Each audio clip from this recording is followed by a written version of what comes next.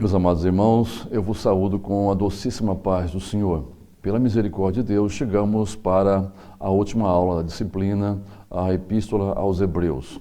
Durante 4 semanas, vimos nos esforçando para estudar, junto com os irmãos, estes tesouros preciosos contidos nesta epístola tão rica do Novo Testamento. Chegamos agora ao capítulo 13 da Epístola aos Hebreus, que estudaremos nos 2 primeiros textos, e que é uma continuação da 5ª e última sessão que aqui foi adotada para o estudo da Epístola aos Hebreus, que começamos a estudar na aula anterior, iniciando no capítulo 10 e versículo 32, até o capítulo 13, versículo 25. Lembrando, porém, aos irmãos que o capítulo 13 foi estruturado de forma diferente. Se os irmãos se recordam, na nossa primeira aula nós tivemos o cuidado de mencionar a maneira como a epístola foi organizada e como os estudiosos entendem a estrutura desta carta. Nas observações iniciais da nossa primeira aula, eu procurei aconselhar os irmãos a que, quando forem ensinar, pregar ou darem um testemunho, enfim, tenham cuidado de não citar Hebreus como livro, mas como carta, posto que a obra tem um caráter mais de carta ou epístola. E ao tratarmos sobre a data em que ela foi escrita, nós citamos que originalmente esta obra foi escrita possivelmente em forma de um sermão para crentes judeus, ou da Palestina ou de fora dela, e mais tarde enviada como carta. Realmente, a Epístola aos Hebreus inicia como um tratado, continua como um sermão, mas é exatamente aqui, no capítulo 13, que nós percebemos com mais nitidez que o escritor termina esta obra como uma carta, como uma epístola, o que induz determinados eruditos a afirmarem que esse capítulo não fazia parte da obra original. Meus irmãos, esse tipo de observação é muito importante, principalmente quando nós nos interessamos por disciplinas como bibliologia, crítica textual e manuscritologia, pois são disciplinas que nos ajudam a caminharmos com mais firmeza em outra disciplina, a apologética, isto é, a doutrina da fé. Notem os irmãos que isso toma uma importância maior, visto que há eruditos que se interessam por questões de estilo e de integridade, tentando definir se determinado livro bíblico ainda está em sua forma original ou se algum escriba ou revisor procedeu alguma adição, alguma subtração ou até mesmo os dois. Assim, no caso particular de Hebreus, eu quero que os irmãos entendam que há diversos destes chamados eruditos que supõem que este capítulo 13 não pertencia originalmente a esta obra, mas foi um conteúdo acrescentado posteriormente a esse sermão, talvez pelo próprio autor ou por alguém, possivelmente um escriba ou um revisor, que subsequentemente distribuiu esta obra. E a questão se torna mais crítica quando esses tais eruditos afirmam que o autor acrescentou este capítulo 13 para que a carta tivesse uma semelhança com as cartas de Paulo, ao passo que seus 12 primeiros capítulos são completamente diferentes das cartas do apóstolo Paulo, tanto em relação ao seu estilo, ao vocabulário, quanto à qualidade de linguagem. Entretanto, meus amados, esta espécie de suposição só é feita para colocar em dúvida a autenticidade e veracidade da obra. Por isso, é tão importante que nós nos interessemos por esse tipo de análise. Ora, por qual razão o autor ou algum escriba ou revisor desejaria fazer com que a carta tivesse uma aparência das cartas paulinas? Entendem, meus amados, por que temos que ter o cuidado de estudar tudo isso para estarmos prontos a responder àqueles que queiram colocar as Escrituras em dúvida? Por essa razão, ainda que não possamos afirmar com absoluta certeza, desejo colocar alguns pontos que eu enxergo como corretos. Primeiro, o autor da Epístola aos Hebreus a escreveu originalmente com os 13 capítulos, isto é, o capítulo 13 sempre pertenceu à obra original. Segundo, o autor pode ter escrito os 12 primeiros capítulos e depois decidiu acrescentar esta parte. Terceiro, o escritor dessa epístola nunca teve o interesse de dar a esta carta uma aparência das cartas de Paulo, para sugerir que fosse o apóstolo Paulo o escritor desta obra. Meus amados, eu não quero me estender mais neste tema, mas não poderia encerrar a disciplina sem trazer este alerta aos irmãos, pois há muitos crentes que, por falta de maturidade e preparo, acabam tropeçando e se escandalizando com esta questão, descrendo da autenticidade das Escrituras. Mas, segundo nosso manual de estudo, o capítulo 13 é, de certa forma, diferente, por tratar-se de uma exortação geral, abrangendo o livro todo, e não só a uma divisão final. Então, como já falamos sobre os 2 primeiros textos, vemos que os 3 textos finais da presente lição, lição 9, recapitulam todo o ensino da Epístola aos Hebreus. Já temos notado que cada divisão está subdividida em 3 partes: doutrina, advertência e estímulo. Agora nós, nessa lição, reuniremos as passagens doutrinárias e veremos como elas se relacionam e como o Espírito Santo revelou ao escritor esta mensagem. Esse tipo de estudo nos ajuda a vermos a epístola como um todo. Bem, meus irmãos, finalizando as nossas considerações sobre a introdução, eu faço questão de chamar a atenção dos irmãos para a leitura do esboço da lição, que contém os seguintes itens. Texto 1, exortação geral. Texto 2, exortação geral, continuação. Texto 3, sumário das passagens doutrinárias. Texto 4, sumário das passagens de advertências. E o texto número 5, sumário das palavras de estímulo. E como sempre, eu também tenho cuidado de ler com os irmãos os objetivos da lição que vamos passar então a ler. Ao concluir o estudo dessa lição, nós deveremos ser capazes de, primeiro objetivo é expor 2 exortações contidas na Epístola aos Hebreus. Segundo objetivo será descrever o sacrifício de louvor, de acordo com Hebreus, capítulo 13 e versículo 15.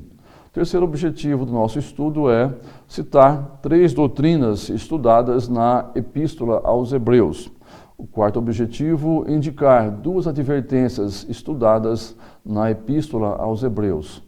E, por fim, o quinto e último objetivo, mencionar 3 palavras de estímulo à fé estudadas na Epístola aos Hebreus.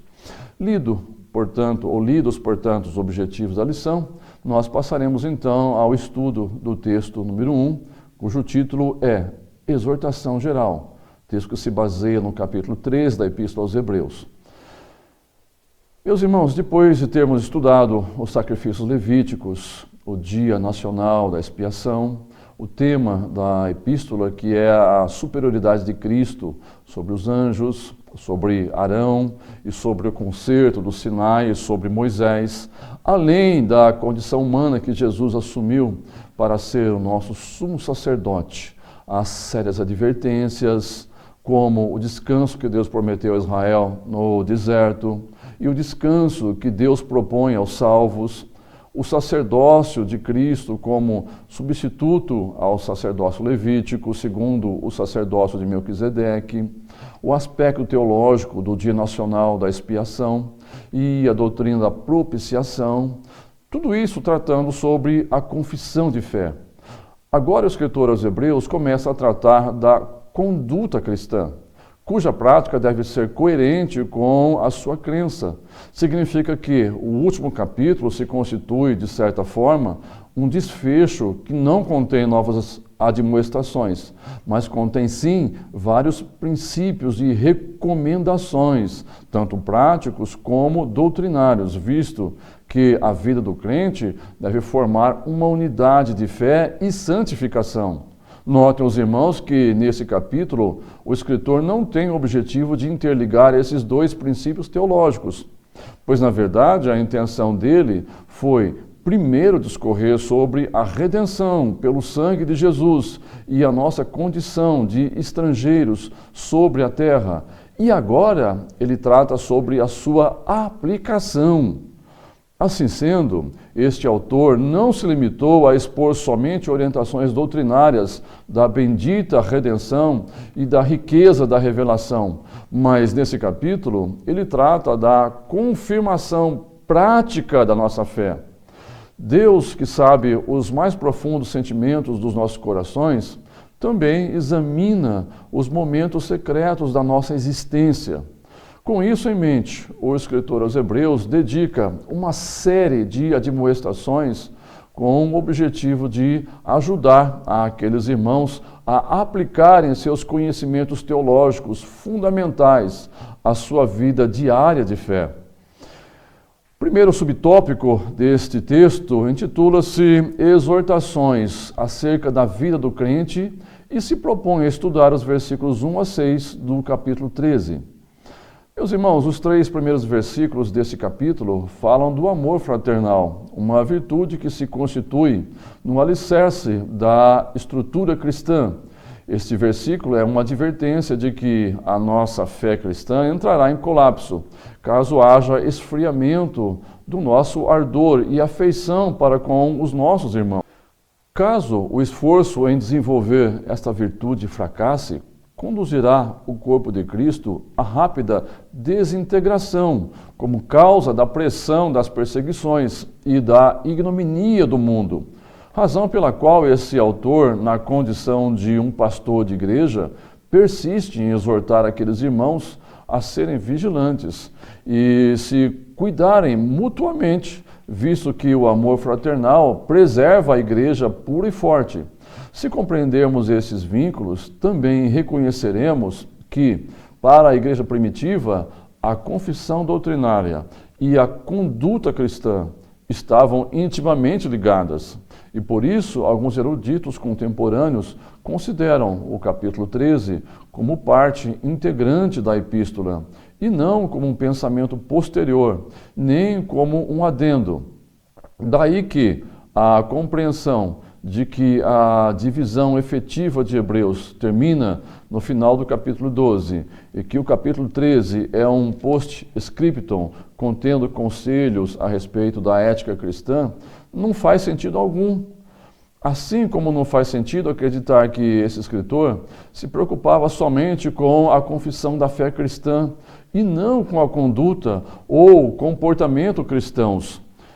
Notem também, os irmãos, que neste mesmo versículo, o escritor aos Hebreus não somente enfatiza a palavra permaneça, mas reitera constantemente a importância da persistência, nesse caso como sinônimo de apego à sã doutrina. Entendemos, portanto, que o crente precisa persistir com a mesma determinação para que o seu comportamento seja coerente à sua confissão de fé, sendo que tal persistência reporta-se ao amor fraternal. Comunhão fraternal aliada à exortação mútua é essencial para a manutenção de uma fé cristã sólida. Nesse sentido, o escritor orienta que o amor deve se expressar na prática. Em primeiro lugar, na sociedade como um todo. Em segundo lugar, no lar, no qual o matrimônio e sua moralidade devem ser preservados. Notem os irmãos que o cumprimento do amor cristão expresso ao contexto geral da sociedade na qual aqueles irmãos viviam, estende-se em 4 direções. Primeiro, entre os irmãos. Segundo, para com os estranhos. Terceiro, para com os prisioneiros. E quarto, para com os desprivilegiados. Em primeiro lugar, o amor se faz necessário entre os irmãos. Na Igreja de Cristo, irmãos e irmãs precisam cuidar uns dos outros, devendo haver um espírito de amor fraternal e afeição. A Igreja cristã precisa encorajar o amor recíproco dentro da comunidade em meio ao mundo em que há grande hostilidade contra ela. Brooke Westcott se expressou dizendo: o amor do judeu por seu companheiro judeu, seu irmão, era nacional. O amor cristão pelos seus companheiros cristãos é universal. A ligação da fé comum é universal. Meus irmãos, nestes dias tão difíceis que estamos vivendo, os crentes em Cristo precisam aceitar-se realmente como irmãos e irmãs em Cristo, pois os crentes constituem a congregação universal dos salvos. Por esta razão, os escritores do Novo Testamento repetidamente aconselham os crentes a nutrirem o amor fraternal. Como exemplo disto, podemos citar a Epístola aos Romanos, capítulo 12, versículo 10, primeira carta aos Tessalonicenses, capítulo 4, versículo 9, Epístola aos Hebreus, também a primeira Epístola de Pedro, capítulo 1, versículo 22. Em segundo lugar, para com os estranhos, o escritor aos Hebreus estava orientando aqueles irmãos a expandirem o amor de seu próprio círculo a todos os homens. Aquela comunidade estava sendo aconselhada a atender viajantes em seus lares, revelando assim o amor de Deus. É sabido que naquela época não havia uma rede hoteleira como há hoje, e a história registra baixa confiabilidade nas poucas estalagens então existentes. Em questão de segurança, conduzindo os viajantes a dependerem da hospitalidade dos habitantes das cidades por onde passavam. Assim, esse escritor orienta esses irmãos a terem cuidado por aqueles que precisavam ser acolhidos. Ao citar aqueles que hospedaram anjos em suas casas, possivelmente ele estivesse reportando a Abraão, a Ló, a Gideão e aos pais de Sansão, pois esses são os casos que conhecemos pelas Escrituras. A hospitalidade era considerada uma virtude na igreja primitiva do primeiro século. O apóstolo Paulo também tocou nesse tema ao escrever aos Romanos, capítulo 12, versículo 13, em que lemos: pratiquem a hospitalidade, como também orienta em sua primeira epístola a Timóteo, capítulo 3, versículo 2, que um bispo deveria ser, entre outras coisas, hospitaleiro. Em terceiro lugar, para com os prisioneiros. Outra recomendação desse escritor é de que eles se lembrassem dos encarcerados, como se estivessem presos com eles. Meus irmãos, lembremos-nos, como já estudamos no capítulo 10, versículo 34, que esse escritor já tinha valorizado aqueles irmãos por essa atitude de amor para com os encarcerados. O exercício de visitar prisioneiros era habitual nos tempos antigos. Em sua exposição sobre as ovelhas e os bodes no Evangelho escrito por Mateus, capítulo 25, versículos 39 e 43, Jesus faz menção desse tema, dizendo: eu estava preso e me visitastes. Como já estudamos, esses irmãos estavam enfrentando uma grande oposição social por parte dos seus patrícios. Estavam sendo induzidos a ocultar a sua identificação com Cristo e, assim, ignorarem os que, dentre eles, achavam-se prisioneiros por causa do Mestre. O autor os admoesta que a perda de identidade com Cristo poderia arruinar a sua fé. Por isso, foram recomendados a cuidarem das necessidades dos outros e a ajudarem os que estavam em prisão, que dependiam de que familiares ou amigos lhes levassem alimentação, vestimentas ou outros itens necessários. Muitas referências bíblicas nos mostram que amigos foram cuidar das necessidades do apóstolo Paulo, enquanto prisioneiro. Tudo isso nos indica que os prisioneiros precisavam ser lembrados pois se assim não fossem, eles passariam fome, sede, frio e também solidão. Em quarto lugar, para com os desprivilegiados. O conselho do escritor é para que se lembrassem das pessoas que são maltratadas.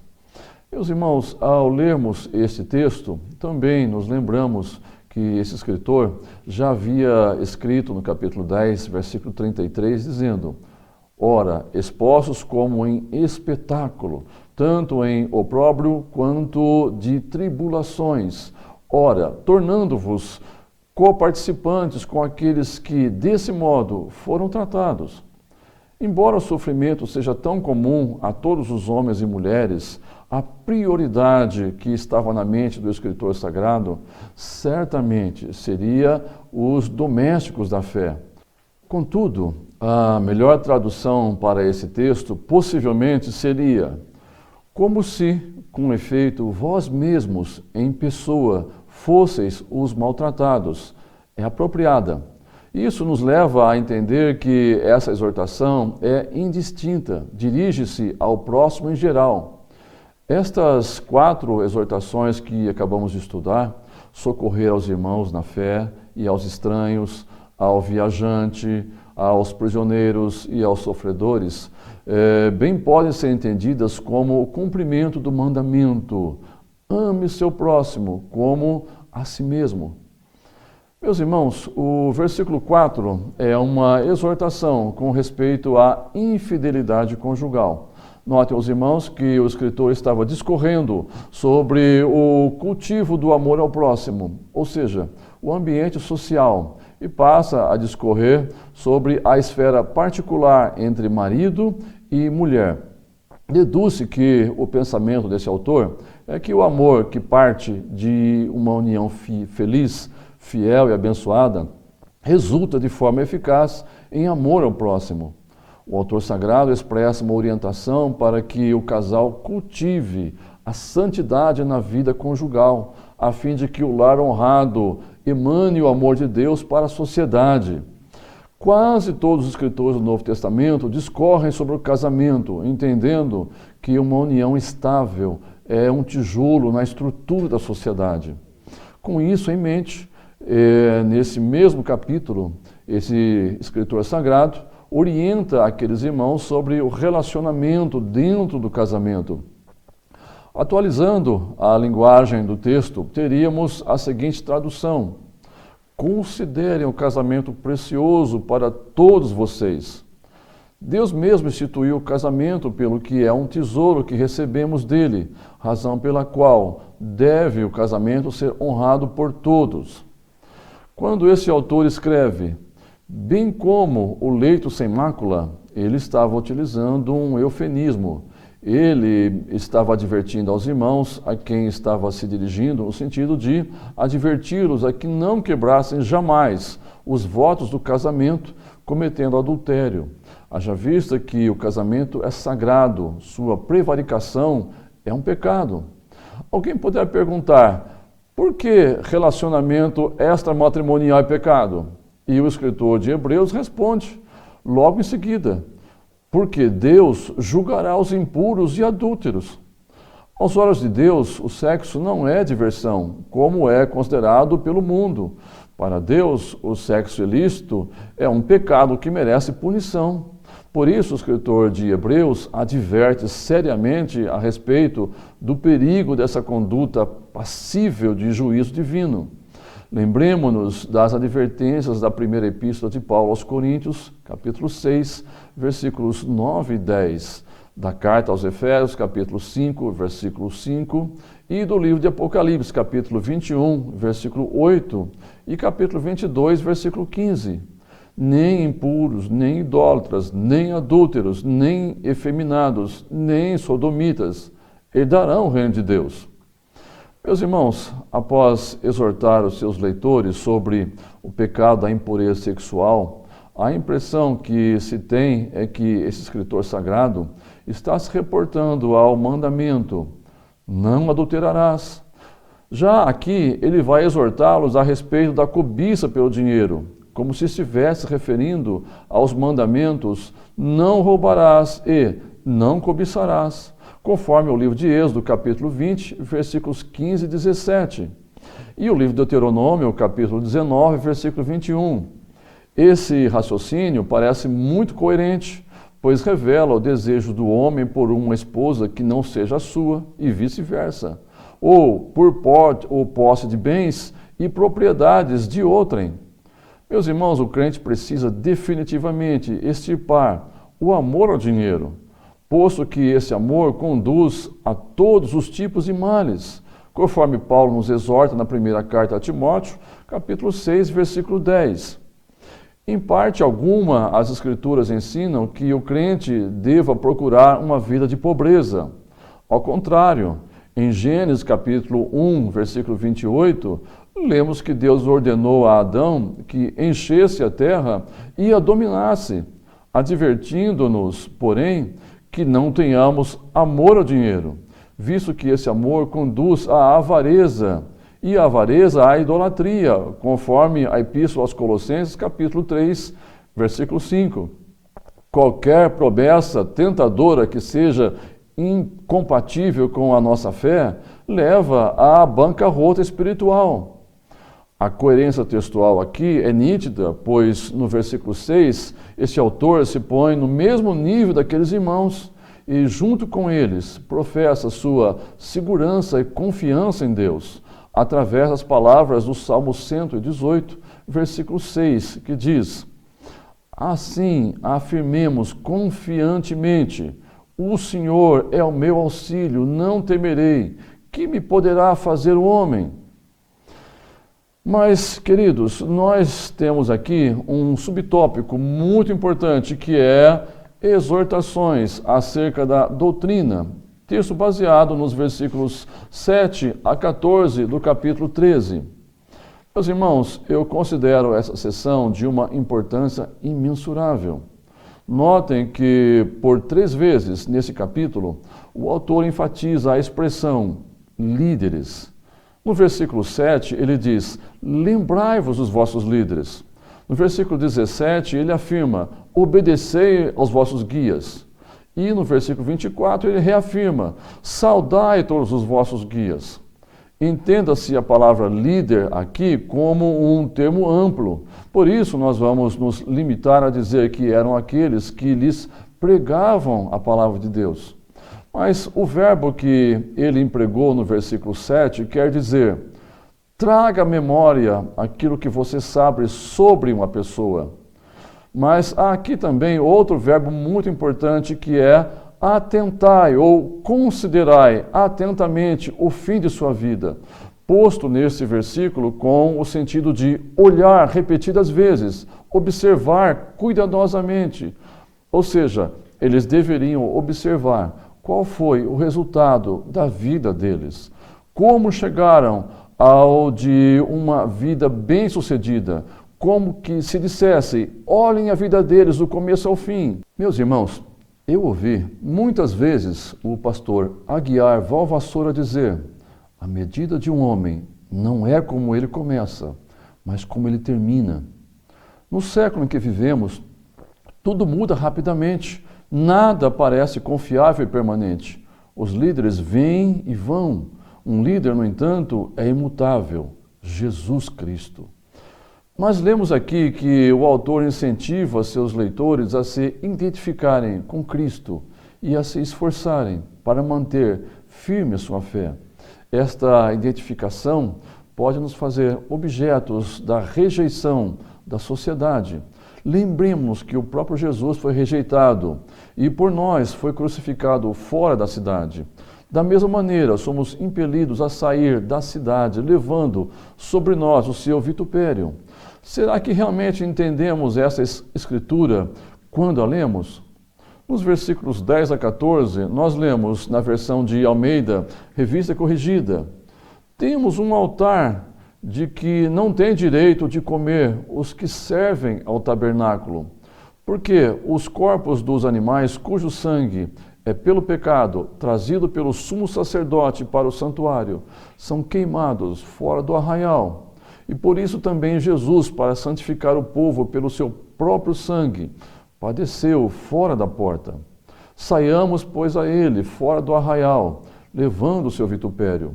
Porque não temos aqui cidade permanente, mas buscamos a futura. Pois bem, precisamos fazer uma exegese correta desse texto. Por certo, os irmãos se lembram que nós estudamos aqui na lição número 2 sobre os sacrifícios levíticos. Os irmãos se lembram quantos e quais eram? Eram 5 sacrifícios levíticos: holocausto, as ofertas e manjares, os sacrifícios pacíficos, o sacrifício pelo pecado e o sacrifício pela culpa. E como vimos, os 2 primeiros, o sacrifício de holocausto e as ofertas e manjares, são sacrifícios de dedicação. O terceiro, o sacrifício pacífico, era um sacrifício de comunhão. E os 2 últimos, o sacrifício pelo pecado e o sacrifício pela culpa, eram sacrifícios de expiação. Esses 2 sacrifícios eram realizados em outras oportunidades, mas principalmente no Dia Nacional da Expiação, que nós estudamos na lição 7. E se os irmãos se lembrarem, eram os únicos sacrifícios a exigir que se queimasse o corpo da vítima fora do arraial. Isso quer dizer que nesse texto que estamos estudando, o escritor aos Hebreus estava se referindo principalmente ao Dia Nacional da Expiação, em que o sumo sacerdote oferecia o sacrifício pela expiação anual do povo. Entendendo melhor na oferta pela expiação, que incluía a oferta pelo pecado e a oferta pela culpa, o livro de Levítico, capítulo 4, versículos 11 e 12, diz o seguinte: mas o couro do novilho e toda a sua carne, com a sua cabeça e as suas pernas e as suas entranhas e o seu esterco, enfim, o novilho todo levará fora do arraial a um lugar limpo, onde se lança a cinza, e o queimará com fogo sobre a lenha, onde se lança a cinza se queimará. Vemos que neste fato temos a principal fase da oferta de expiação, aquela que a distingue tanto do holocausto como do sacrifício pacífico. A sua carne não era queimada sobre o altar, como no holocausto, nem tampouco era comida pelo sacerdote ou o adorador, como no sacrifício pacífico, mas era queimada inteiramente fora do arraial. Em Levítico capítulo 6, versículo 30, nós lemos: porém, nenhuma oferta pela expiação de pecado, cujo sangue se traz à tenda da congregação, para expiar no santuário, se comerá, no fogo será queimada. Ao pensarmos o que se fazia do sangue e o que se fazia da carne ou do corpo do sacrifício, entendemos 2 grandes verdades: o culto e o discipulado, isto é, a vida cristã, a nossa identificação com Cristo. Vamos entender isso melhor. Em primeiro lugar, o sangue que era oferecido no santuário é o fundamento do nosso culto, pois antes que possamos adorar a Deus com plena paz na consciência e tranquilidade no coração, temos de saber, com base na autoridade da palavra de Deus e pelo poder do Espírito, que a questão do pecado foi inteiramente resolvida para sempre pelo sangue da oferta divina de expiação, que o seu sangue foi espargido com perfeição perante o Senhor, que todas as exigências de Deus e todas as nossas necessidades, como pecadores culpados e arruinados, foram satisfeitas para sempre. O conhecimento desta base da plena salvação pelo sangue de Cristo dá perfeita paz. E no gozo dessa paz podemos adorar a Deus. Em primeiro lugar, o corpo queimado fora do arraial é a base da segunda verdade, que é a da nossa identificação com Cristo. O fato de que era feito da carne ou do corpo do sacrifício deve ser encarado sob 2 aspectos. Primeiro, como expressão do lugar que o Senhor Jesus tomou por nós, levando o pecado. E segundo, como expressão do lugar para onde foi lançado por um mundo que o havia rejeitado. E é sobre este segundo aspecto que precisamos meditar para entender o texto de Hebreus em questão. O uso que o apóstolo faz em Hebreus 13:13, do fato de Cristo haver padecido fora da porta, é profundamente prático. Saiamos, pois, a ele fora do arraial, levando o seu vitupério. Se, por um lado, os sofrimentos de Cristo nos têm assegurado uma entrada no céu, por outro lado, o lugar onde ele sofreu representa a nossa rejeição pela terra. Se, por um lado, a sua morte tem nos proporcionado uma cidade nas alturas, por outro lado, o lugar onde ele morreu priva-nos de uma cidade aqui. Ele padeceu fora da porta. Cristo tomou o seu lugar como o sofredor, fora dos limites da religião desse mundo, da sua política e tudo o que lhe pertence. O mundo o aborreceu e o lançou fora. Por isso, o escritor aos Hebreus diz: saiamos. Devemos procurar um Cristo rejeitado, fora da porta, pois só assim estaremos nos identificando com ele. Esse assunto é profundamente solene e diz-nos respeito a todos, porque somos todos propensos a esquivarmos-nos da comunhão com Cristo para cairmos na rotina morta. Daí o poder prático das palavras: saiamos, pois, a Ele. Não é sair de um sistema para outro, de uma ordem de opiniões para outra, ou de um grupo de pessoas para outro. Não, mas sair de tudo que merece a designação de um arraial para aquele que padeceu fora do arraial. O Senhor Jesus está tão fora da porta agora, como quando padeceu há 21 séculos. O que foi que o pôs fora da porta? O mundo religioso desse tempo. E o mundo religioso daquele tempo é, em espírito e princípio, o mundo religioso desse nosso tempo. O mundo é ainda o mundo. Não há nada novo debaixo do sol. Cristo e o mundo não são um. Se andarmos com um Cristo rejeitado, teremos de ser um povo rejeitado. Se o nosso Mestre padeceu fora do arraial, nós não podemos esperar reinar dentro do arraial. Se andarmos nas suas pisadas, aonde nos conduzirão elas? Não seguramente às altas posições deste mundo sem Deus e sem Cristo. Ele é um Cristo desprezado, um Cristo rejeitado, um Cristo fora do arraial. Saiamos, pois, a Ele, levando o seu vitupério. Não nos deixemos envolver com a luz do favor desse mundo, visto que o sistema mundano o crucificou e ainda aborrece com ódio implacável o nosso amado Jesus.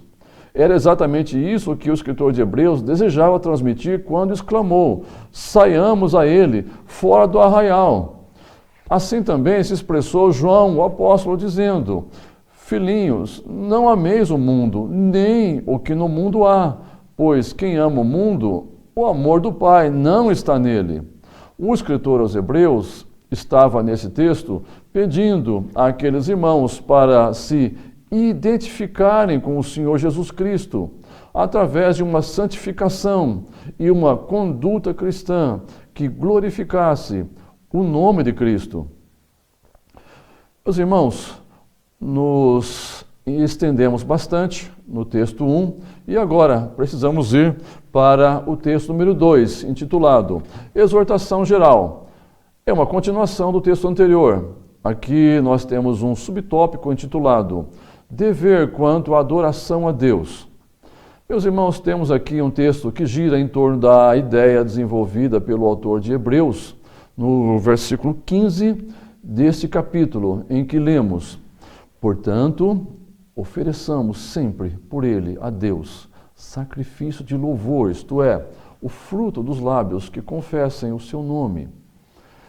Eu confesso aos irmãos que piso com muito cuidado nesse terreno, visto que as pessoas têm perdido o senso dessa palavra. Outro dia, ouvi um pregador discorrendo sobre o nosso Getsemane. O nosso Getsemane? Eu fiquei pensando, quem esse pregador pensa que é para se colocar em posição semelhante ou próxima à de Jesus em seu sacrifício vicário. O problema é que nós temos o hábito de chamar as nossas ações da vida cristã de sacrifício, como se fosse algo dificílimo de se realizar. Ou seja, a impressão que se tem é que a pessoa está apresentando a Deus uma atitude de valor extra-humano, como se quiséssemos impressionar a Deus e aos outros com a nossa ação sobrenatural. Por essa razão, eu não utilizo a palavra sacrifício quando se trata de qualquer ação humana, mas nós temos esse hábito de classificar algumas das nossas ações como sacrifício, porque nós sempre queremos agregar valor à nossa pessoa. Eu costumo dizer que o problema da graça é que ela abate qualquer merecimento humano. A expressão sacrifício, utilizada pelo autor desse texto, foi através do substantivo feminino, tícia, e não é um sacrifício no seu sentido original, mas trata-se de uma figura de linguagem chamada metáfora, sendo, portanto, uma expressão metafórica. Assim, meus amados, o termo sacrifício, utilizado aqui, não tem qualquer relação com os sacrifícios estabelecidos por Deus no Antigo Testamento e cumpridos por Cristo na cruz. O que o escritor quer dizer aqui é que, através do sacrifício de Cristo, passa a vigorar um novo serviço de ações que se exterioriza na vida dos filhos de Deus, através da oração, do testemunho, do amor prático ao semelhante e da obediência, e que aqui ele chama metaforicamente de sacrifício de gratidão e louvor, e que foi instituído no Antigo Testamento, como podemos conferir em Levítico capítulo 7, versículo 12, e que não é suspenso no Novo Testamento, apenas muda a sua configuração exterior. Trata-se de um sacrifício que deve vir do impulso mais íntimo do coração, conforme o segundo livro de Crônicas, capítulo 29, versículo 31, em que lemos: E respondeu Ezequias, dizendo: Agora vos consagrastes a vós mesmos ao Senhor. Chegai-vos e trazei sacrifícios e ofertas de louvor à casa do Senhor. E a congregação trouxe sacrifícios e ofertas de louvor, e todos os dispostos de coração trouxeram holocaustos. No povo de Deus da antiga aliança, o sacrifício de louvor constituía a resposta do ser humano a experiências especiais da bondade de Deus, conforme lemos no Salmo 107, versículo 22, que diz: E ofereçam o sacrifício de louvor e relatem as suas obras com regozijo. E no Salmo 116, versículo 17, lemos: Ofertar-te-ei sacrifício de louvor e invocarei o nome do Senhor. Mas no Novo Testamento, o sacrifício de louvor pode ser visto também como ação de gratidão e louvor a Deus na oração, em qualquer situação, mesmo sob as piores dificuldades. É o caso de Paulo e Silas na prisão de Filipos, conforme o capítulo 16 de Atos, versículos 22 a 25, cuja energia é concedida pelo Espírito Santo de Deus. É um verdadeiro sacrifício de louvor, um fruto dos lábios, conforme lemos no livro de Oséias, capítulo 14, versículo 2. Contudo, essa disposição não somente se manifesta no nosso relacionamento com Deus, conforme lemos no Salmo 141, versículo 2, mas também no nosso testemunho público da salvação que recebemos de Deus. É assim que esse escritor vai expor no versículo 16 sobre a fé e a santificação, doutrina correta e agir apropriado àqueles irmãos, isto é, testemunho com palavras e testemunho pela conduta da vida, como uma unidade indissociável. A ação de ajuda ao próximo também é classificada como parte do fruto dos lábios.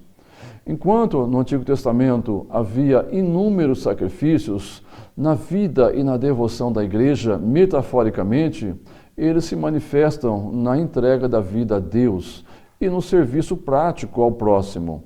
Entretanto, não podemos esquecer de que as obras de amor não possuem caráter expiatório nem meritório. Diferentemente dos sacrifícios levíticos, que não são mais oferecidos pelos crentes em Cristo, as obras de misericórdia, contudo, permanecem sendo sacrifícios corretos, agradáveis a Deus. Com essas palavras, o apóstolo retorna ao ponto de partida de suas exortações e enfatiza que o amor ao Senhor e ao amor ao irmão forma uma unidade indissolúvel. E nesse sentido, eu concordo com o nosso manual de estudo, quando aqui ele vincula o versículo 17 desse capítulo aos sacrifícios de louvor, no sentido de que a submissão do crente a Deus é demonstrada na sua submissão amorosa aos líderes da igreja. O último subtópico deste texto se intitula Saudações e abrange os versículos 18 a 25 do capítulo 13. Meus irmãos, a conclusão da epístola é bastante pessoal. Anteriormente, em suas sentenças sucessivas, o autor refere-se a si mesmo na primeira pessoa do singular. E que mais direi? Certamente me faltará tempo necessário, conforme o capítulo 11, versículo 32. Agora ele usa a primeira pessoa do plural, assim como do singular, e pede oração, dizendo: Orai por nós, pois estamos persuadidos de termos boa consciência, desejando em todas as coisas viver condignamente. Rogo-vos, pois, com muito empenho que assim façais, a fim de que eu vos seja restituído mais depressa. Ora, o Deus da paz, que tornou a trazer dentre os mortos a Jesus, nosso Senhor, o grande pastor das ovelhas, pelo sangue da eterna aliança, vos aperfeiçoe em todo o bem, para cumprires a sua vontade, operando em vós o que é agradável diante dele. Por Jesus Cristo, a quem seja a glória, para todo o sempre. Amém. Notem, meus irmãos, que nos versículos imediatamente anteriores, o escritor sagrado pede oração por si mesmo. Agora ele enfatiza orando por aqueles irmãos a quem ele endereça essa carta. Que oração admirável! O autor conclui sua epístola com esta bênção, cuja linguagem e riqueza de teologia pode ser comparada à beleza e à dimensão dos primeiros versículos que ele utiliza para iniciar a introdução dessa epístola. Além de ser um mestre em teologia, esse autor é um artista literário. Meus irmãos, nós vamos agora então estudarmos o texto número 3, sumário das passagens doutrinárias de Hebreus. E nesse texto nós estudaremos os textos doutrinários de Hebreus, que tratam de uma questão de enorme importância para o estudo da nossa disciplina, a saber, qual a contribuição do Antigo Testamento à revelação de Cristo no Novo Testamento? Meus irmãos, como estudamos em lição anterior, o crente precisa crescer na fé, crescimento que passa pelo aprendizado na palavra de Deus. No Salmo 138, versículo 2, o salmista declara: Inclinar-me-ei para o teu santo templo, e louvarei o teu nome pela tua benignidade e pela tua verdade, pois engrandeceste a tua palavra acima de todo o teu nome. Esse versículo está nos dizendo que não há nada nesse mundo, nem na terra, nem nos céus, que esteja acima da palavra de Deus. Ela é o instrumento maior do qual Deus se utiliza para dar testemunho de seu Filho. O conhecimento das relações entre o Antigo e o Novo Testamento proporciona ao crente um crescimento simétrico e equilibrado na fé cristã. Como dissemos na introdução da primeira aula dessa disciplina, Hebreus explica o Antigo Testamento e principalmente o livro de Levítico, que aponta unicamente para Cristo. Hebreus responde explicando que a vinda de Cristo à Terra se deu em cumprimento às profecias e símbolos do Antigo Testamento. O Antigo Testamento e o Novo se completam na apresentação da mensagem divina. O primeiro subtópico que temos nesse texto é a revelação dada pelos anjos e profetas. capítulo 1 de Hebreus. Meus irmãos, como fizemos desde a nossa primeira aula, vamos uma vez mais destacar que, em lugar nenhum das Escrituras, lemos que o Novo Testamento seja superior ao Antigo, mas a nossa ênfase em relação à revelação divina sempre foi que ambos têm a mesma importância. A palavra de Deus é una, conforme já citamos a segunda epístola de Paulo a Timóteo, capítulo 3, versículo 16, em que lemos: toda a Escritura divinamente inspirada é proveitosa para ensinar, para redarguir, para corrigir, para instruir em justiça. Note-se que Paulo não se refere somente ao Antigo Testamento, mas às demais Escrituras já conhecidas, como hoje sabemos, são parte do Novo Testamento. Notem os irmãos que nesta disciplina, para não estendermos muito as aulas, não estudamos todas as inúmeras vezes que o escritor de Hebreus citou o Antigo Testamento como prova de que ele reconhecia a autoridade do Antigo Testamento. E, como sabemos, os demais escritores do Novo Testamento fizeram o mesmo, além do próprio Senhor Jesus, que por muitas vezes ratificou as Escrituras do Antigo Testamento. Agostinho dizia que o Novo Testamento acha-se velado no Antigo Testamento e o Antigo revelado no Novo. Precisamos sempre nos lembrar que a revelação divina sempre foi progressiva.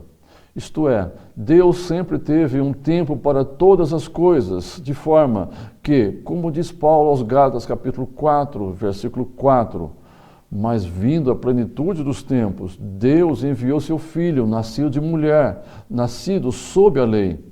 Nesse texto, Paulo chama o tempo do ministério de Cristo de plenitude dos tempos.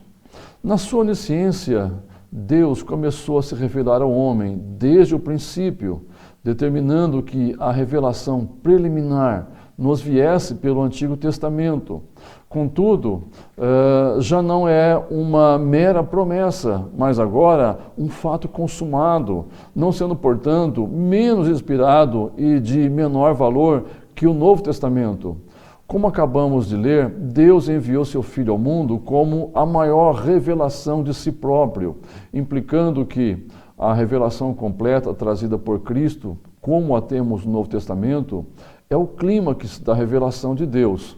Por isso, a revelação de Cristo por si é superior, não implicando, contudo, que um testamento seja mais ou menos inspirado que outro. Muitos pais não perceberam, mas a esquerda tentou destruir a educação conservadora. E muitos deles só notarão os perigos do globalismo e do esquerdismo quando for tarde demais. Aparentemente, o Brasil venceu o risco de se tornar uma ditadura comunista, mas o desafio de educar nossos filhos fora do alcance de mentes diabólicas nunca foi tão urgente. Os vários esquerdistas que governaram o Brasil nos fizeram sentir incapazes, isolados e sem condições de reagir, ainda que nós, os conservadores, fôssemos e somos a maioria do povo brasileiro. Por isso, a sua família precisa ler o Guia Conservador da Família Brasileira, escrito para auxiliar os pais que desejam ver cumpridos nas vidas de seus filhos e da nação brasileira os propósitos de Deus. Nessa segunda subdivisão da doutrina, o autor compara a revelação de Cristo com a de Moisés, ampliando o pensamento dos dois primeiros capítulos, evidenciando a revelação de Moisés vista no sacerdócio levítico, na antiga aliança, e no seu sistema sacrificial, prefigurando o sacrifício superior de Cristo, aquele que seria o sumo sacerdote da nossa confissão. Nesse texto, o apóstolo confronta Moisés como homem de Deus, que desempenhava um papel essencial no pensamento de Israel, ao Senhor Jesus Cristo, que retrata absolutamente tudo na confissão cristã e na vida da igreja. Somos informados pelas Escrituras o que a saída de Israel do Egito sob Moisés significava para os judeus. Porém, para a igreja do Novo Testamento, o maior significado está na obra redentora de Cristo. O escritor de Hebreus apresenta uma comparação entre Jesus e Moisés, e podemos constatar que ele dedica uma singular importância a determinados termos-chave da explicação do Antigo Testamento, como, por exemplo, ele é fiel àquele que o constituiu, como também o era Moisés em toda a casa de Deus. E aqui o autor sagrado destaca uma peculiaridade que é a fidelidade.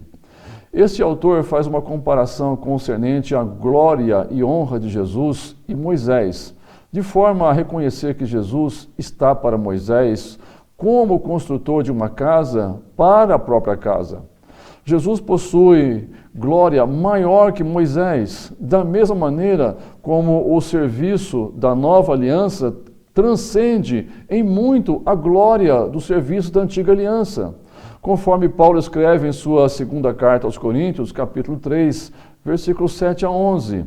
João, no capítulo 1, versículos 17 do evangelho que escreveu, também ressalta a mesma realidade. Porque a lei foi dada por intermédio de Moisés. A graça e a verdade vieram por meio de Jesus Cristo.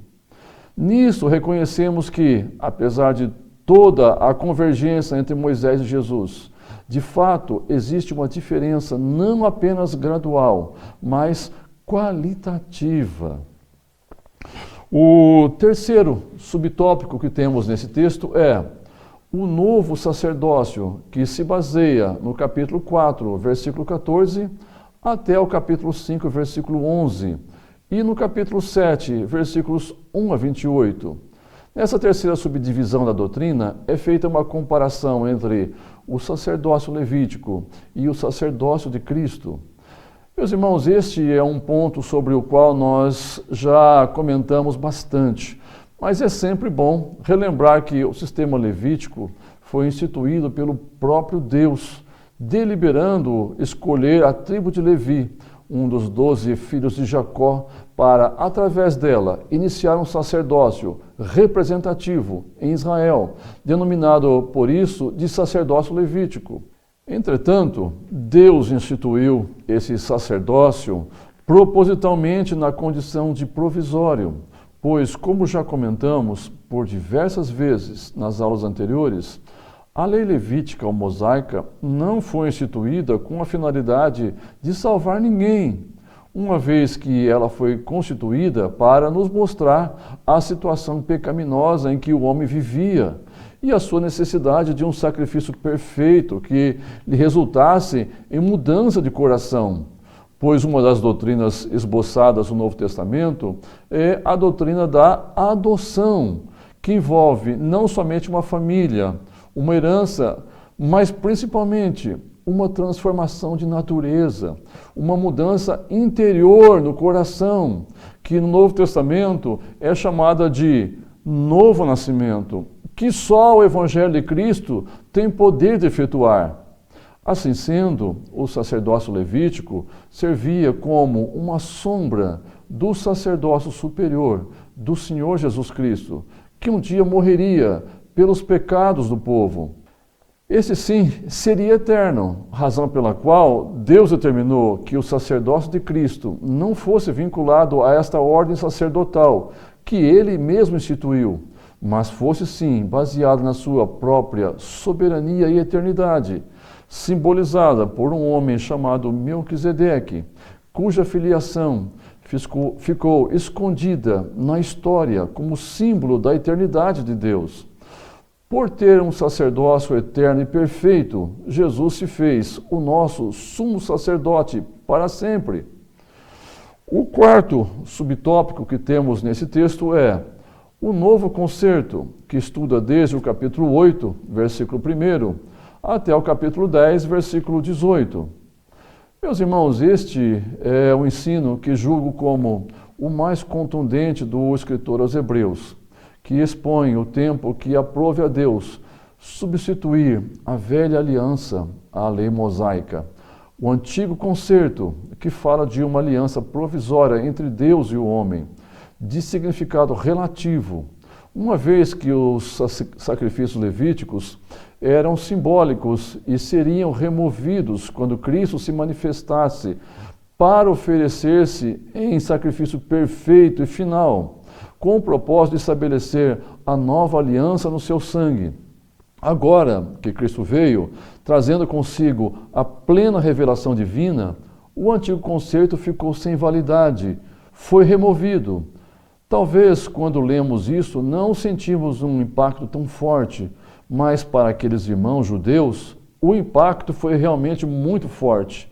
Deus mudou a lei, chegou à plenitude dos tempos e nela Deus apresentou o concerto superior, perfeito e final pelo sacrifício superior em Cristo, que trouxe consigo a plena revelação divina.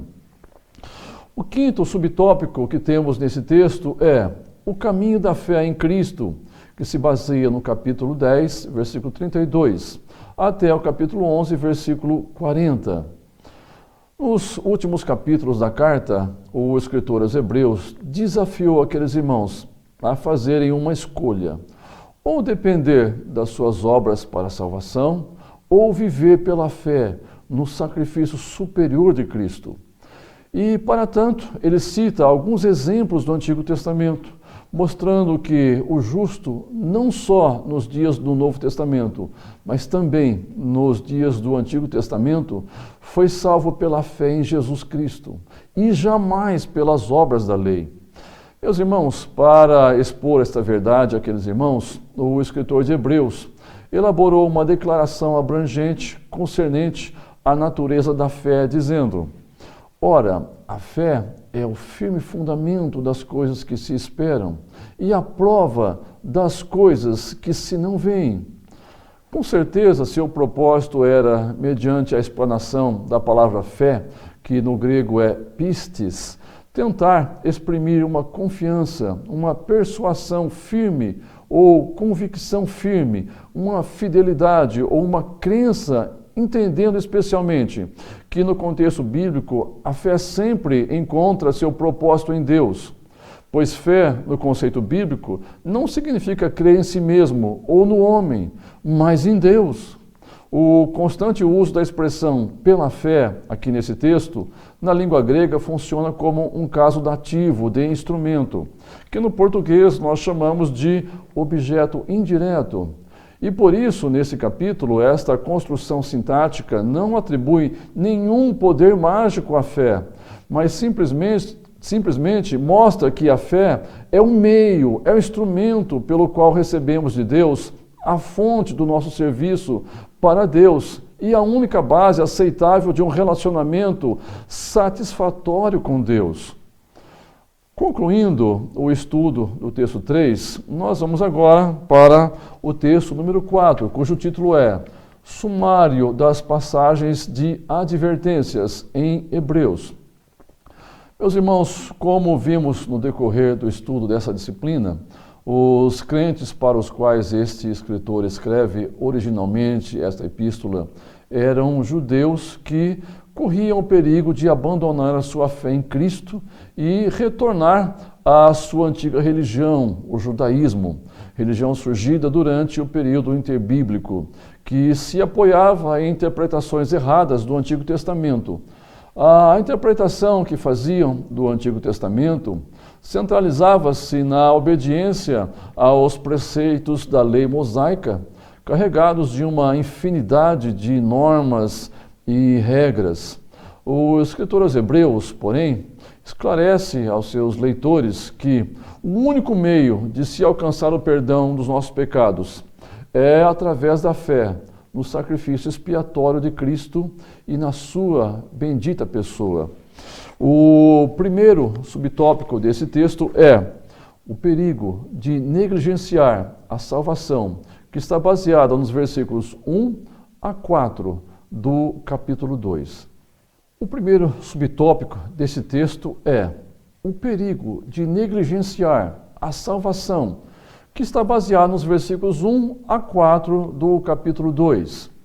Meus irmãos, quando o escritor aos Hebreus profere a advertência, portanto, convém-nos nos atentar com mais diligência para as coisas que já temos ouvido, para que, em tempo algum, nos desviemos delas. Por quê? Se a palavra falada pelos anjos permaneceu firme, e toda transgressão e desobediência recebeu a justa retribuição, ele queria, a todo custo, incutir no coração daqueles irmãos judeus a grandeza da revelação manifesta em Cristo, que em muito superava aquela que foi comunicada pelos anjos e profetas, a majestade do Filho de Deus no seu estado antigo nas relações pessoais com o Pai, e a superioridade da dignidade do Filho de Deus sobre os anjos, mesmo no estado encarnado ou intercessório, e que foi comunicada a eles. E diante de todo esse conhecimento, já não poderiam mais ser reputados como inocentes.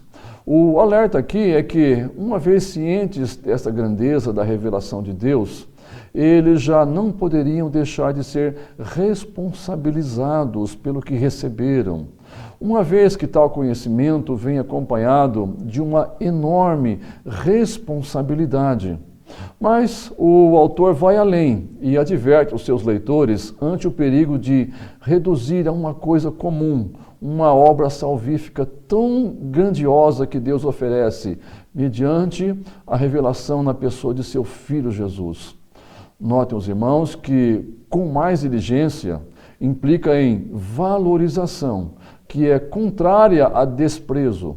O que está em foco aqui é uma maior responsabilidade, ou seja, não haverá justificativa ou argumento para a rejeição deliberada à graça oferecida no Calvário.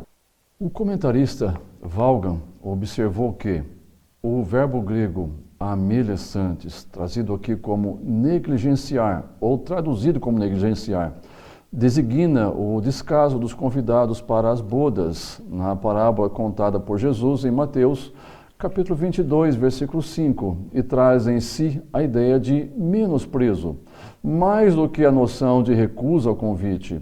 No caso dos cristãos judeus a quem esse escritor se dirige, eles corriam o mesmo perigo daqueles crentes da Galácia, a quem Paulo acusa de terem começado bem a carreira da fé, tendo, porém, voltado para a prática das tradições judaicas.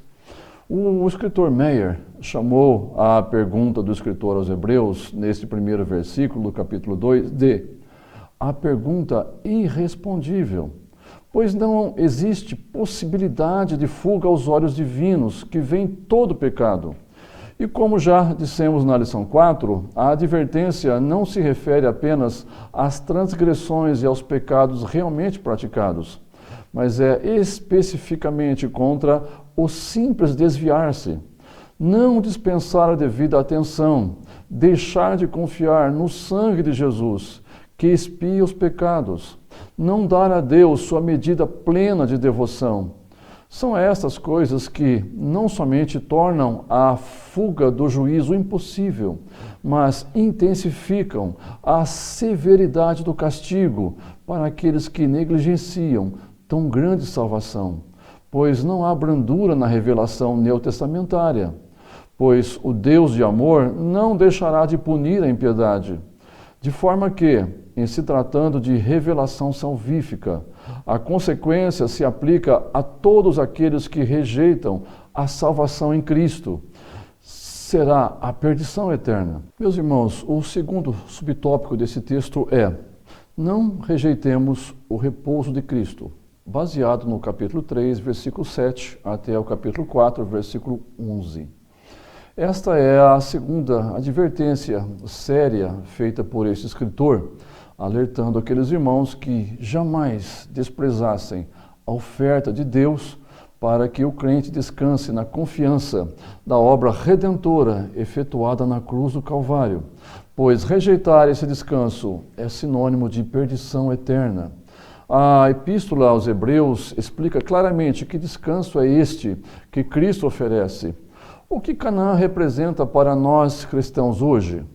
Representa a nossa herança espiritual em Cristo. Segundo o autor, esse descanso é o cessar das lutas empreendidas pelo homem visando a merecer a salvação. É a aceitação da obra de Cristo como alternativa única para a salvação. O descanso em Canaã, embora real para Israel, enquanto peregrino no deserto, tomado, porém, como figura para ilustrar o descanso provido no Calvário, retrata o descanso presente, quando nós tomamos posse da nossa herança em Cristo, isto é, o descanso da salvação. Mas entende-se que, por esse texto, um segundo descanso, que é o da submissão, e um terceiro descanso, o descanso futuro, que todos os verdadeiros crentes gozarão com Deus, segundo o versículo 9 do capítulo 4, em que lemos: portanto, resta um repouso para o povo de Deus. Esse descanso, com certeza, se tornou uma realidade para o crente, mas somente as pessoas que creem entram no descanso de Deus. Os descrentes não têm acesso ao descanso que Deus fornece, pois ao menosprezarem a palavra de Deus, eles desprezaram o privilégio de entrar em seu descanso. Por isso o escritor aos Hebreus faz este alerta: não menosprezem o descanso de Deus. O terceiro subtópico deste texto é bebês espirituais. Texto baseado no capítulo 5, versículo 12, até o capítulo 6, versículo 8. Meus amados, esta é a terceira advertência que o escritor de Hebreus faz àqueles irmãos. Ele desejava explicar-lhes que Deus havia revogado o antigo concerto, substituindo pelo novo concerto através do sacerdócio do Senhor Jesus Cristo, não segundo o sacerdócio levítico, mas prefigurado no sacerdócio de Melquisedeque. Mas o seu temor é que aqueles irmãos tivessem muita dificuldade em entender essa revelação, ou que ela lhes fosse de difícil interpretação, em virtude do baixo conhecimento bíblico daqueles crentes, visto que o escritor diz que eles eram negligentes para ouvir. Portanto, o escritor da epístola revela a sua grande preocupação com a expressa falta de conhecimento que aqueles irmãos demonstravam que poderia levá-los à derrota espiritual. Manifestavam claramente uma imaturidade espiritual. Bacon denomina essa perícope de a negligência dos imaturos. O que ele desejava comunicar-lhes era de suma importância para a compreensão do sumo sacerdócio de Cristo. Notem os irmãos que, por causa desse temor, o autor só retoma o argumento a partir do capítulo 7. Aqueles irmãos hebreus precisariam de maior percepção espiritual, uma vez que o autor irá demonstrar a eles que o sacerdócio de Cristo significa a abolição da antiga aliança. Portanto, nesse texto, o autor alerta quanto ao perigo de estacionar na vida espiritual e menciona as possíveis consequências. Ele os adverte severamente, devendo já ser mestres pelo tempo, ainda necessitais de que se vos torne a ensinar. E no capítulo 6, versículo 1, ele vai dizer: pelo que, deixando os rudimentos da doutrina de Cristo, prossigamos até a perfeição. Tomemos, portanto, esta advertência desse autor como por demais útil para nós também, crentes do século XXI, relembrando as palavras que o apóstolo Paulo escreveu aos Efésios, capítulo 4, versículo 15, que dizem: antes, seguindo a verdade em amor, cresçamos em tudo naquele que é a cabeça, Cristo. O crente precisa crescer na fé e, mais ainda, precisa de um crescimento equilibrado. O crente não pode jamais se assemelhar a alguém com a cabeça grande e o corpo pequeno. Espiritualmente falando, um crente que desenvolve somente a cabeça, mas não o corpo, com certeza cairá no formalismo. Cabeça grande e corpo pequeno. Mas também há aqueles que crescem no corpo, mas a cabeça fica pequena. Espiritualmente falando, um crente assim será um nanico no entendimento espiritual, pendendo para um fanatismo, corpo grande e cabeça pequena. Tomemos, portanto, o conselho de Paulo, crescei em tudo naquele que é a cabeça, Cristo. O quarto subtópico desse texto é: nenhum outro sacrifício é eficaz. Uma advertência baseada nos versículos 26 a 31 do capítulo 10.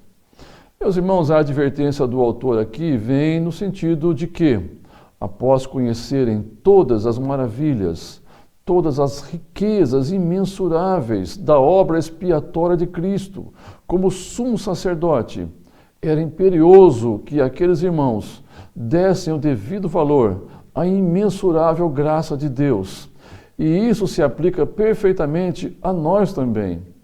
Eu quero tão somente enfatizar a expressão mais forte que esse escritor utiliza aqui, que é o verbo rejeitar, do versículo 35, e que deveria ser considerado por aqueles irmãos e por nós também. O verbo grego aqui é apobalate, um termo composto formado pela preposição apó, que significa em direção a, ou ir em direção a, sempre de dentro para fora.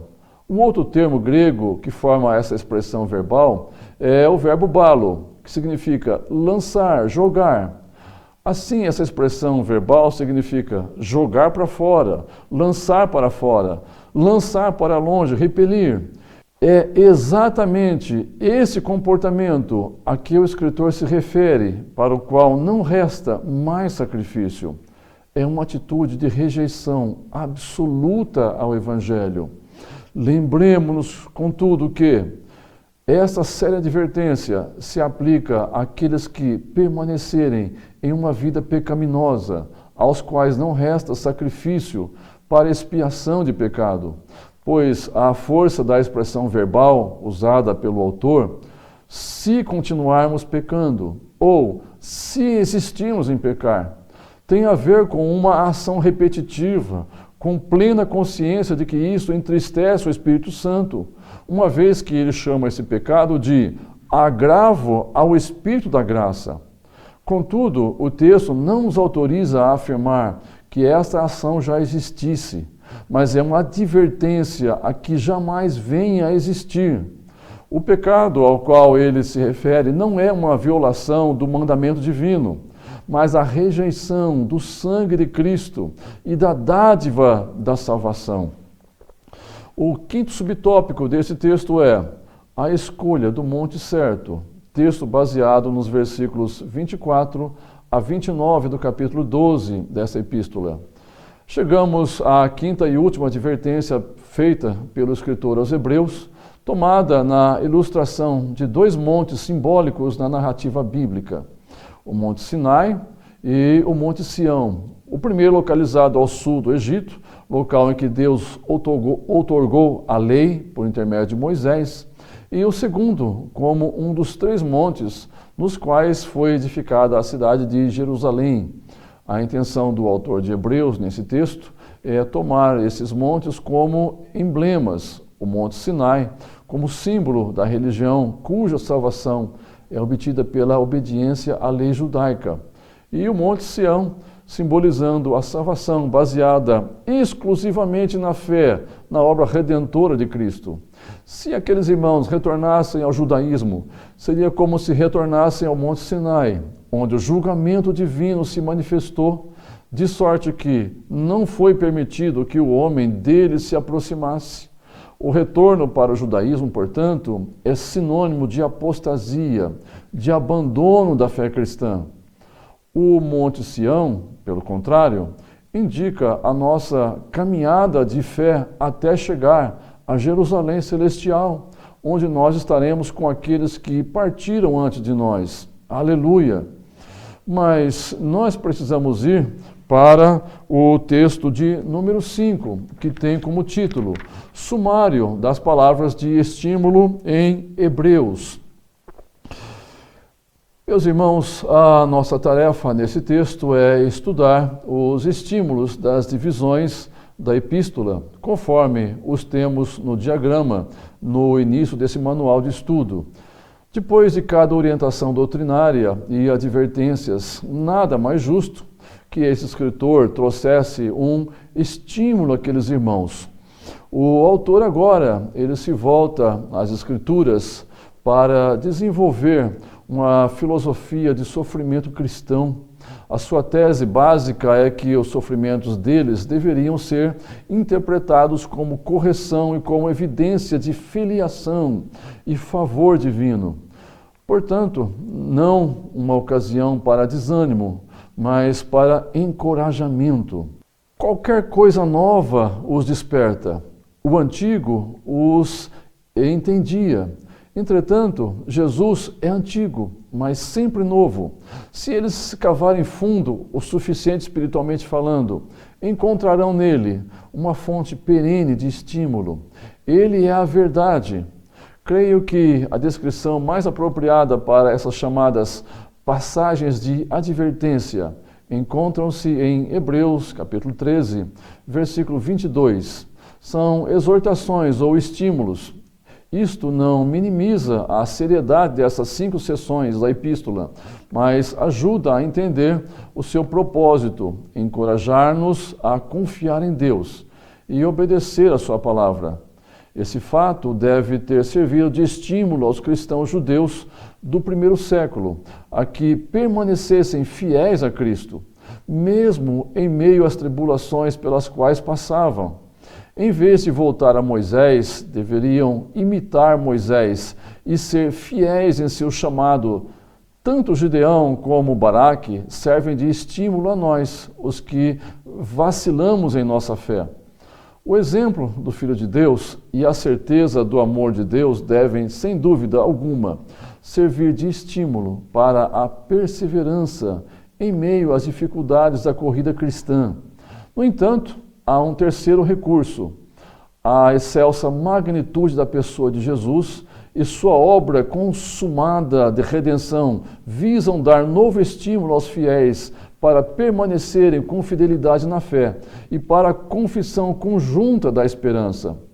Em consequência, a palavra do Antigo Testamento não somente nos descerra a deliberação salvadora de Deus acerca da criação, redenção e consumação.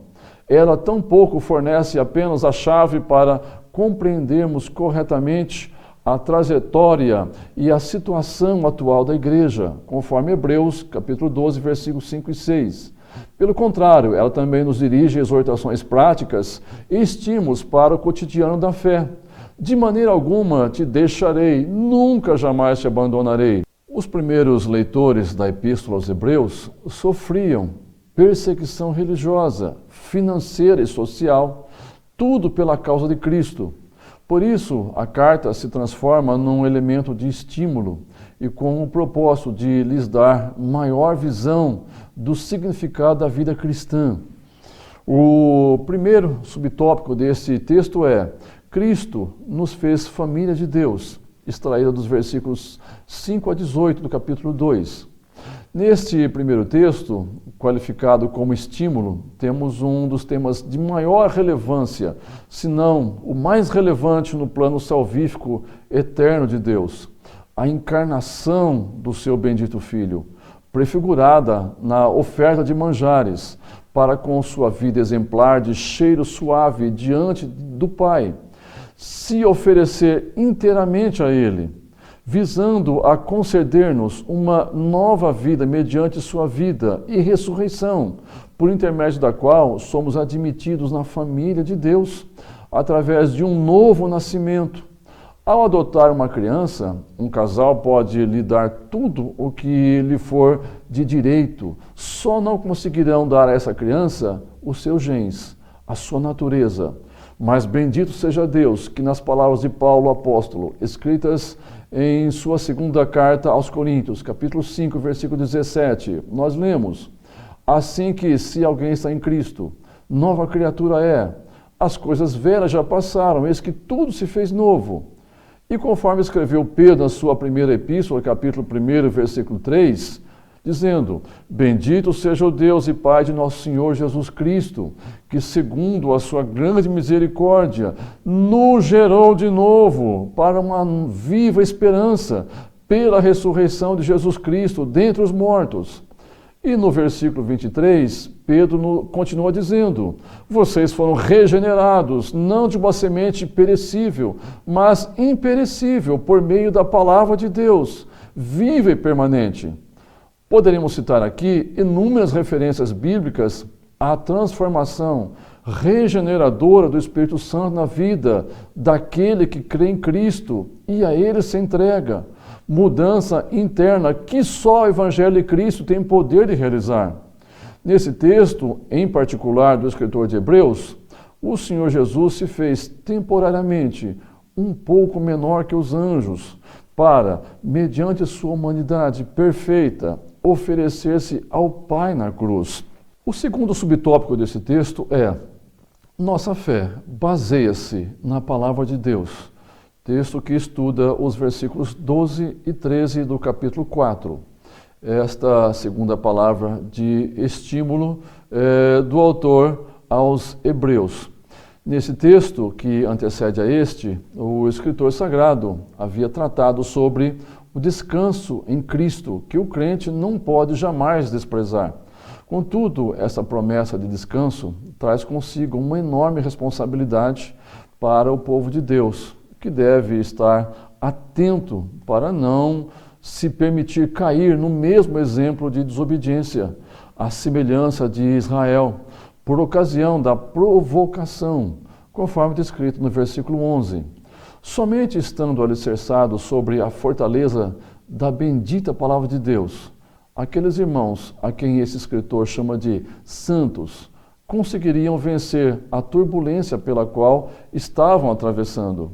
Justamente por esse motivo, no versículo 12, o autor lhes traz à memória o caráter dinâmico da palavra de Deus, utilizando o termo grego logos, que nesse versículo tem o sentido de revelação.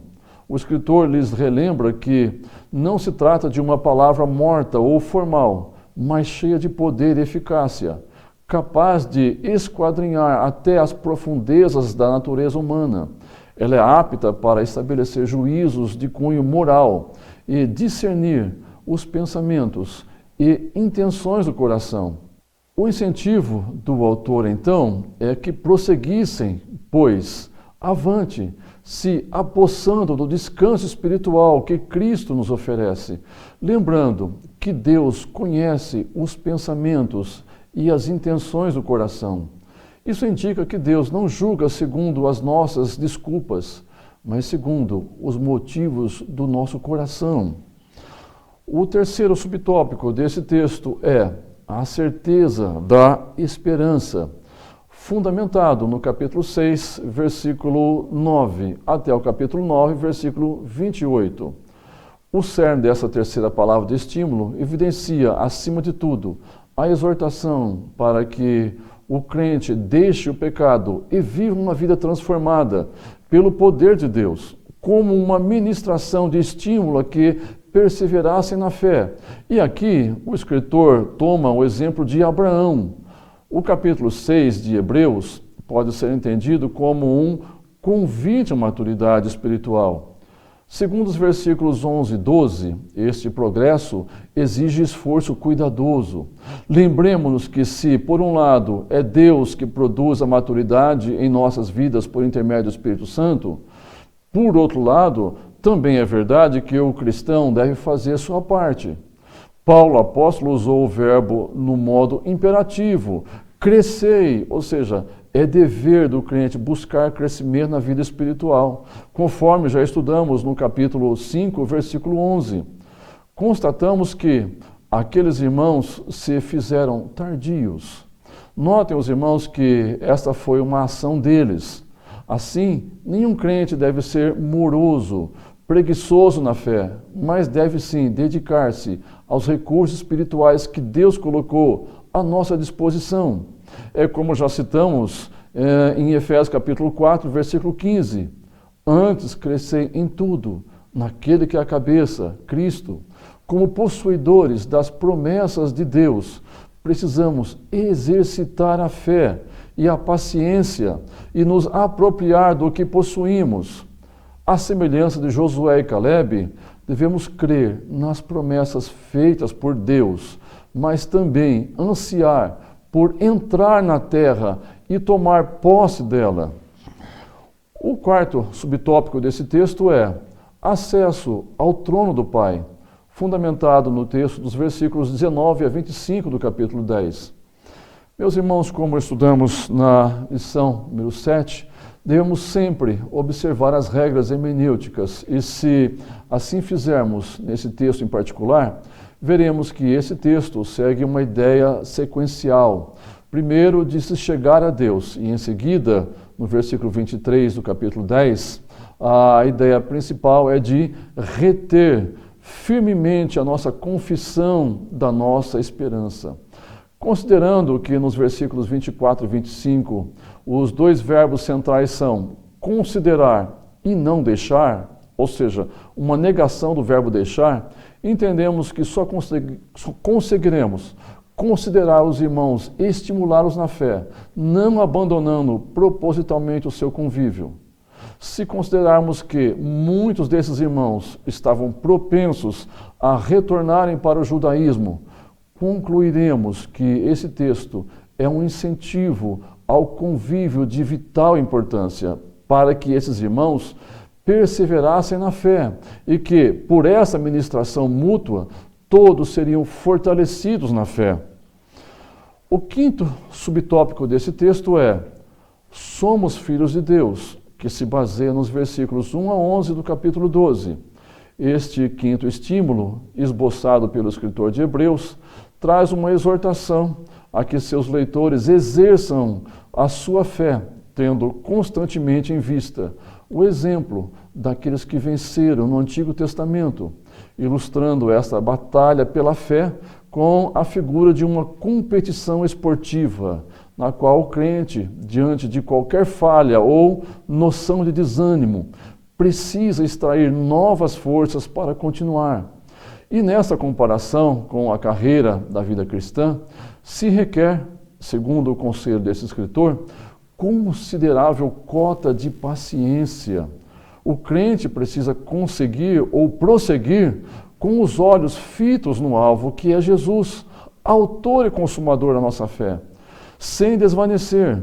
Ao tomar a pessoa de Jesus como o alvo a ser alcançado, esse escritor também situa o Senhor Jesus como exemplo a ser seguido, visto que, embora Jesus soubesse dos sofrimentos que teria de enfrentar, ele jamais perdeu o foco de sua missão, mas continuou a exercer o seu glorioso ministério, ensinando, pregando, curando, sem desvanecer, pois tinha um alvo a atingir. As testemunhas de fé do Antigo Testamento nos exortam para que corramos com perseverança a carreira que nos está proposta. Corramos com paciência na luta que nos é ordenada. Pelo que o escritor aos Hebreus orienta os seus leitores a concluir a carreira da fé, contudo, por métodos legítimos. E, para tanto, ele introduz um ingrediente essencial que é a disciplina. Nesse texto em questão, o autor vê a disciplina na vida cristã como necessária, ainda que por vezes gere dores e desconfortos. Contudo, a teologia do Novo Testamento entende que as lutas, provações e dificuldades inerentes a esta vida têm como objetivo o amadurecimento e fortalecimento do crente. Meus amados, após essas considerações, nós vamos fazer um rápido intervalo e voltaremos em seguida para estudarmos a nossa última lição, a lição de número 10.